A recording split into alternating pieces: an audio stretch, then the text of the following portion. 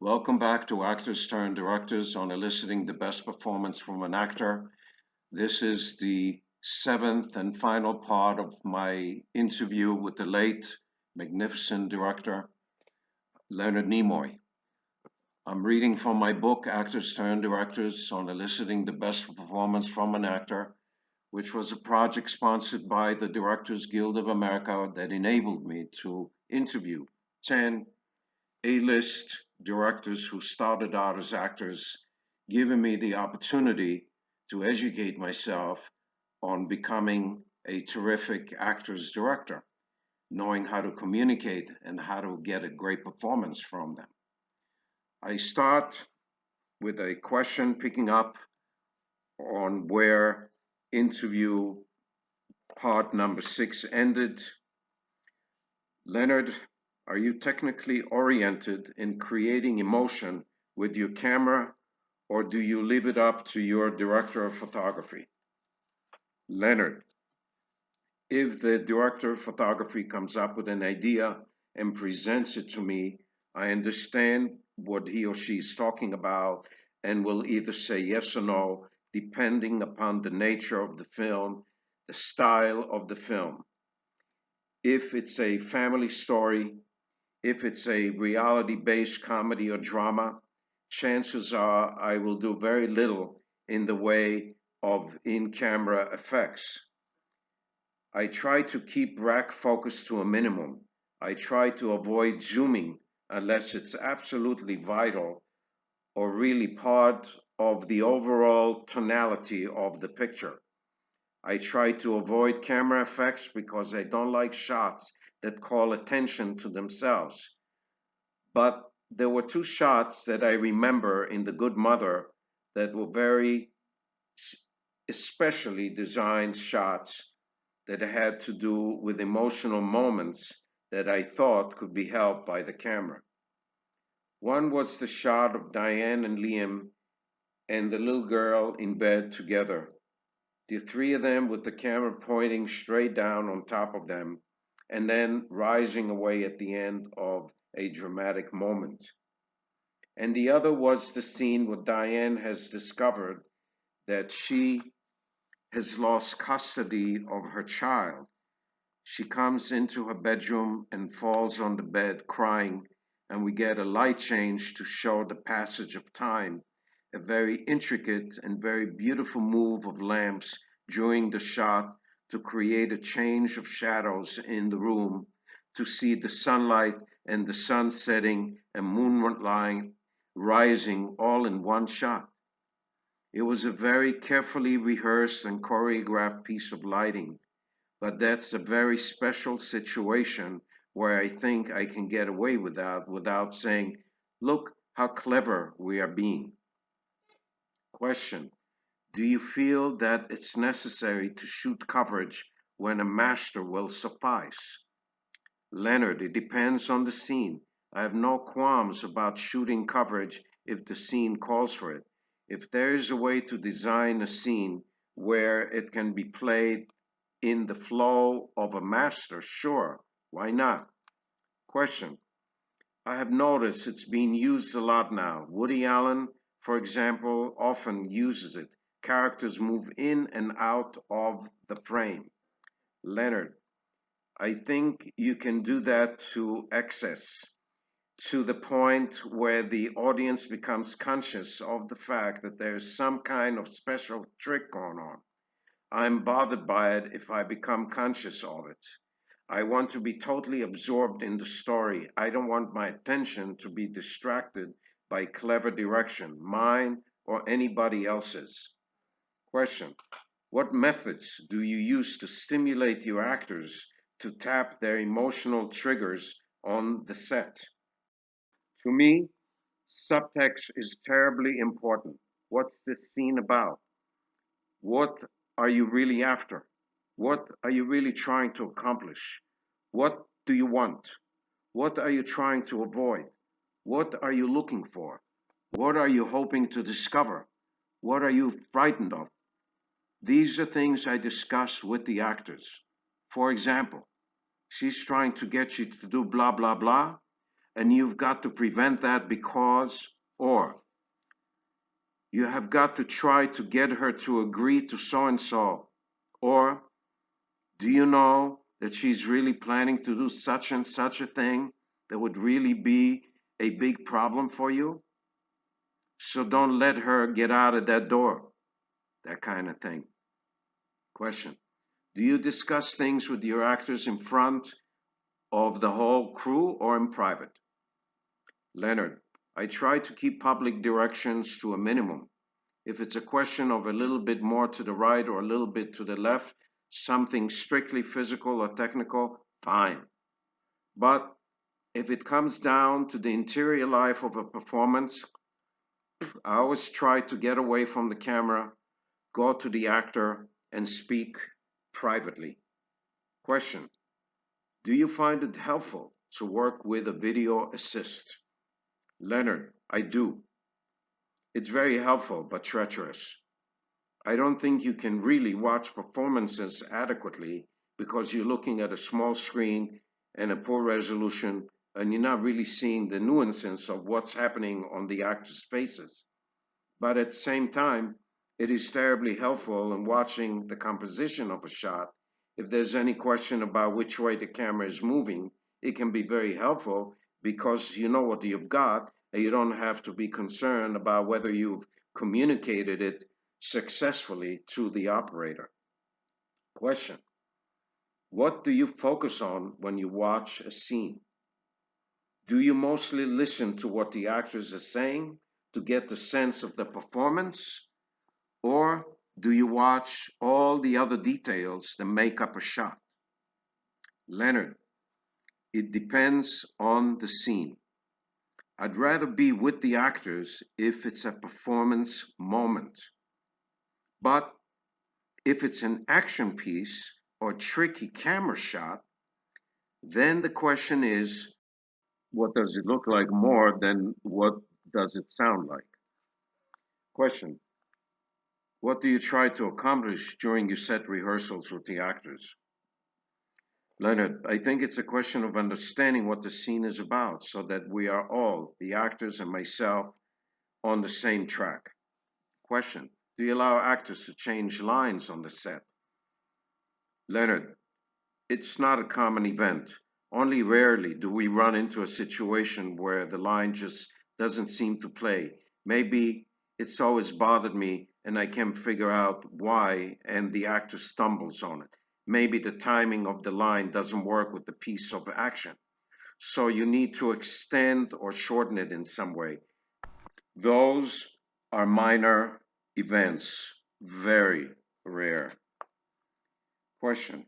How do you deal with actors who come from different backgrounds? Maybe one studied at the actor studio, another studied with Meisner, and they all have different techniques.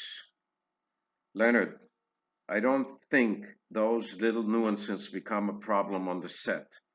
It seems to me that most actors find enough common ground. Sure, you find actors who are troubled by another actor in a scene occasionally, playing some other attitude. When this happens, you just walk to them and make an adjustment. That's the job of the director. But that's more about the nature of the actor as a human being than the actor and his study process. All actors are different, and they should be. And when you bring two people or a group of actors together, you may find different attitudes and techniques. But that has never been a problem for me. Question. Do you find there is a big difference in your approach to actors when you are directing comedy versus high drama? Leonard. When you're playing comedy, I think it's important that the actors understand that it calls for a certain kind of pace and certain kind of attitude. There should be an atmosphere of we've got to find the fun of this piece here. We've got to find out what's entertaining, what's funny about this. And it's got to be played with a certain kind of rhythm, a certain kind of understanding that somewhere there's a joke here. I don't think we should keep it a secret from the actors when we are doing comedy. Question.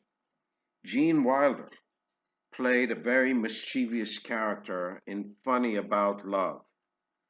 How did you instruct him? Leonard, I told him that here was a guy trying to deal with difficult moments by being funny.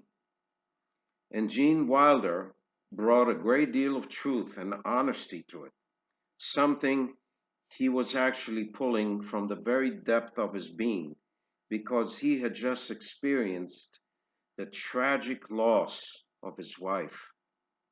On the other hand, if a reality based moment is supposed to be comedy, then the actor has to find a way to play it, even angrily, and to get the comedy out of that anger.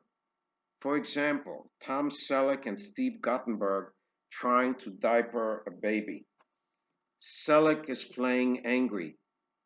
I should be able to do this. And it gets very funny. Question. The crying scene at the reception after the funeral in Funny About Love. How did you motivate a comedy actor like Gene Wilder to do it? Leonard. Oh, that's an interesting moment. The scene called for Gene Wilder to finally face the reality of the death of his mother. In the character and in the actor, there was a lot of denial going on. The character, Duffy, is trying to joke his way through the scene, trying to be funny about it, denying the emotion. There's a moment where a couple of kids are running, and one of them comes to Gene, bumps into him, and starts to cry. Gene comforts the kid, and they sit down. He's holding the kid and saying, no, no, no, no, no, no, no. Now the actor has to turn a corner and get into his own emotion. While the camera was rolling, I said to the kid, hug him hard. And the kid reached up and grabbed hold of Gene Wilder and hugged him real hard, and Gene burst into tears. We did it in one take, and it was a great moment of satisfaction for me as a director. Question. Do you talk to the actors while the camera is rolling? Leonard. Not often. But in this particular scene between Gene Wilder and the kid, I did, because I saw that Gene was right on the edge and needed something to get him to release emotionally. I got the result I wanted. Up until that moment, Gene Wilder was working at what the script told him to do, which was to comfort this kid, but he wasn't touching his own emotions. He wasn't dealing with them at all. As soon as I said to the kid, comfort him, squeeze him hard, Gene cried. I guess it's a matter of instinct based on years of experience being an actor and dealing with actors. Question. Mary Stuart Masterson was cheerful and crazy and then showed her vulnerable side when she loses the baby. How did you work with her to develop her character? Was it all in the script? Leonard. She understood it totally. There was no difficulty. She does this wonderful scene where Gene Wilder comes home, finds her in tears, and puts her in the elevator saying, it's going to be all right, comforting her. She had a wonderful sense of what the character was experiencing at that moment, all of the conflicts and all of the anguish. She knew that her character's relationship with Duffy was built on a very shaky framework, and the baby was a connection because Duffy wanted children so badly, and that if she lost this baby, it was going to be a major, major event in their relationship having to do with the two of them as much as the life of the child. She understood, and she was able to play a very terrific connection between that moment and the moment later when Duffy comes home and she says, I'm leaving, because it was pretty clear to her that once the baby was lost, that connection with him was gone. Question. Do you recall any examples that could illustrate the importance of the director understanding the significance of text and subtext to elicit a great performance from an actor? Leonard, I don't see it in such terms. I really don't. I don't come to work on a given day saying to myself, how am I going to get a great performance out of this actor? If we have a script that's working and the actor and I are both in sync about what the script is about, it's a matter of creating an environment in which the actor can do the work that's expected and the work that he or she is being paid for. We are talking about very professional people, people with long years of experience and training. It's not like you pick up somebody off the street and say, I'm going to make you a brilliant performer or a brilliant star. You come to the studio tomorrow and we're going to do a scene that's going to win you an Academy Award. That's not what it's all about. We're talking about a very, very high degree of professionalism and collaboration between director and actor. Question. This sync element between the actors and the script and the characters they are playing, is this something that you discover in your rehearsal? What do you do in your rehearsal? Do you block or do you focus more on reading the script and discussing it with the actors? Leonard, both. It depends on the situation. I have rehearsed scenes on shot line set where I walk the actors through, which is a very good way of accomplishing two things. One is technical and the other emotional. It is a way of helping myself and the cinematographer and the actors prepare for the day when we're going to shoot the scene because it may have some technical complications and I want everybody to know what the plan is in advance. Question. Do you have the DP at the rehearsal? Sure, if possible. The DP and the actors are there so that when we get to the day of the shoot, we don't have to start worrying about, gee, I didn't know there was going to be a wall here. I didn't know there was going to be a table here. It is a very physical experience for the actors to deal with the connection between the physical and the emotional aspects of a scene. Sometimes there's a very severe physical problem that you have to anticipate. You say, for example, look, we cannot do this scene all in one day because there's a whole set of reconstruction that has to be done to shoot the other side of the set in the scene. So we are going to shoot this side of it this day and 4 days later shoot the other. When we made Star Trek 4, we built three sides of one very, very large set. We didn't build a fourth side but redressed it at the end of the set to be the fourth side. The scene was the console chamber sequence. The set was like a United Nations meeting hall. On one side, there was a viewing screen where the president addresses the console. You see the viewing screen and footage of what's being talked about, and on the two long sides, there are people sitting on chairs looking at the screen.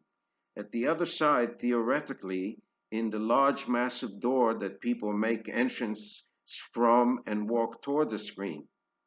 Well, we never built the other end.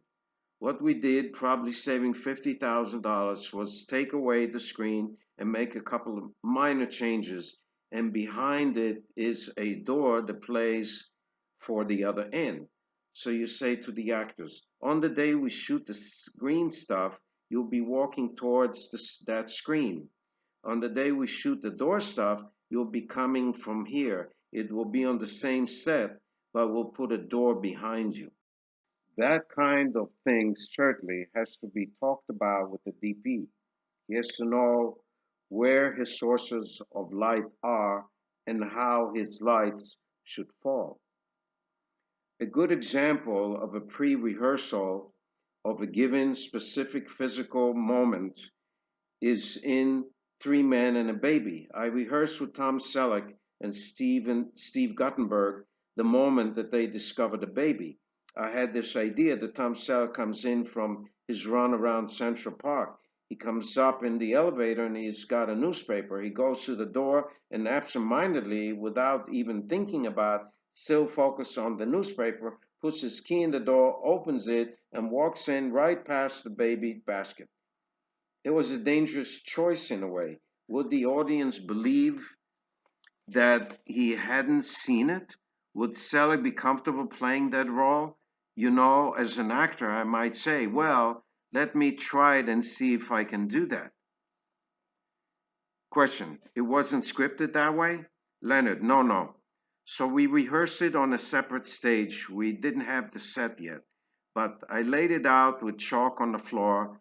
I laid out the door. I laid out the elevator door and I said, let's see if this works for you guys. And then we watched it happen to see if we believed it. I did not want to come on the set with that plan in mind and have Tom Selleck say, gee, I feel I would stumble on it, or I can't believe I don't see it. According to my plan, he has to go inside and then once inside, realize that he thinks there's something out there, come back out, peek, and realize that the baby is there. Well, it was kind of scary to do it this way, you know.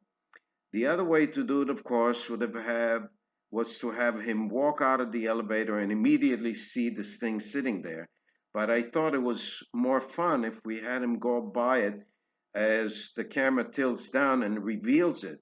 It was more interesting to me. It had a surprise element to it and a little fun, and it worked. Question: so you place a great deal of importance on rehearsals? Leonard: moments like that, yes, are very important, as are scenes that have some special physical requirement of special emotional turn, a corner that the actor has to round emotionally. Other kinds of moments may not be such a big deal. I am very selective. Question: can you talk about your editorial process? Leonard: for me, the first assembly often is a depressing experience. Everybody goes through this process. You sit down and look at it and say, oh my God, the scene of flabbing, and they're not playing. But the editor is not required to give you a movie on the first assembly. It's required to assemble and show you what you've got. Then you sit down and go to work, reel by reel, scene by scene, with very specific notes. Let's get off the master here. I'm missing a shot here that I liked a lot. Let's use it. Let's get off him here and go to her. Let's cut out this line. Let's cut out this entrance so we don't need it. Just pop to him and he's already there. What's the best way to get the story told? Question: what constitutes a great performance from an actor? Leonard: I think it's pretty hard to give a great performance unless you've got some worthwhile material to work with. It has to be something that gives the actor the opportunity to rise to the occasion. I think you'd have a rough time putting together the greatest actors and actresses in the world and bring them to a set and say, folks, today we're going to shoot great drama. Give us a great performance. If it's not there on paper, it doesn't work. Great performances have to start with something that inspires, something that touches, something that illuminates, something that gives you a chance, that gives you a roadmap at the very least, and at the most, a very detailed pathway for a story to be told in which great and wondrous things, funny or tragic or dramatic, can happen. To get that great moment, you have actors who are in touch with this wonderful opportunity, who have the craft and professional skill and talent to bring their persona to it. They bring an energy to it, an imagination, and they flesh it out and make it become physical in front of your eyes. Question: what have been your most thrilling moments as a director? Leonard: there are great moments you experience when you are making a movie. Every once in a while, a moment rises above the pain of the physical problems and becomes a greatly satisfying, emotional, or funny moment. You think, God, that's great stuff that just happened, and I think we got it on film, and you're a part of it. There's also the great moment that comes when you have the opportunity to sit in a screening of your film with a receptive audience and everything is working.